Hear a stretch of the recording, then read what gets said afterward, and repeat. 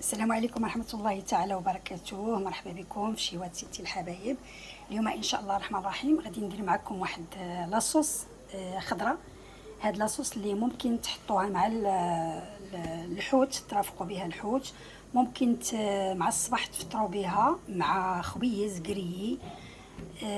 ممكن تدهنوا بها اي حاجه بغيتو، بحال مثلا دهنوا بها الخبز ديال الساندويتش او اللي بغيتو. المهم هو هاد العرش ديال الربيع ما غاديش ان شاء الله نلوحوهم، غادي نحتفظوا بهم ونغسلوهم. كنشدوهم كنقوهم وكنغسلوهم ونشفوهم، وغادي دابا ندوزو باش نقطعوهم ونشوفوا الطريقه ديالهم باذن الله.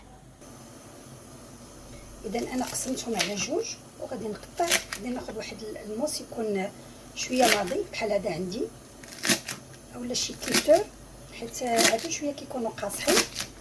اذا غادي نقطعوهم، اللي غادي ندمجوهم بالقراده، وعاد غادي نديروهم في الهاشوره باش ملي ديك لاصوص ما يكونش فيها داك العواد، ما يبقوش فيها العواد.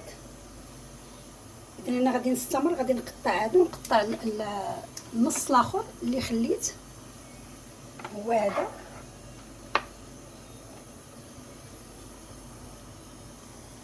اذا غادي نجيب القطاعه كراده، بسم الله.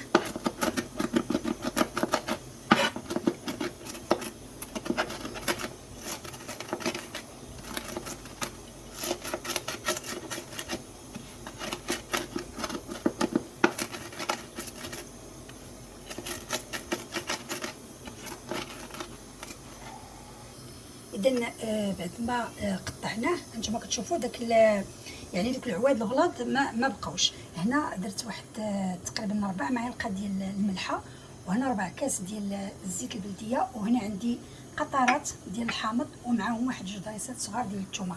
اذا غادي ندوزو دابا للمرحله ديال الطحين. بسم الله على بركه الله. انا ما عنديش الهاجوار، غادي ندير غير المولينكس باش ما نديرش لكم الصداع. غادي نطحن وغادي نتلاقاو ان شاء الله في الشكل النهائي.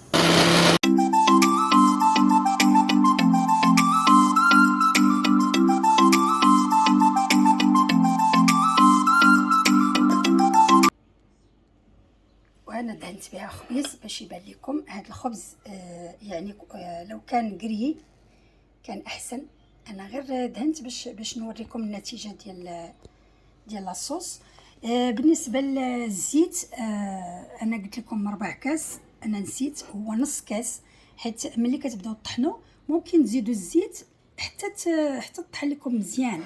شوفوا القوام ديالها غزاله غزاله. بهذاك المذاق ديال الحامض كتعطي واحد داك الحامض كيعطيها واحد المذاق زوين بزاف. وكنتمنى ان الفيديو ديال اليوم نال الاعجاب ديالكم، والفيديو راه قصير جدا. كنتمنى انكم تشوفوا لا فيديو كلها، والى اللقاء في شيء اخرى ان شاء الله.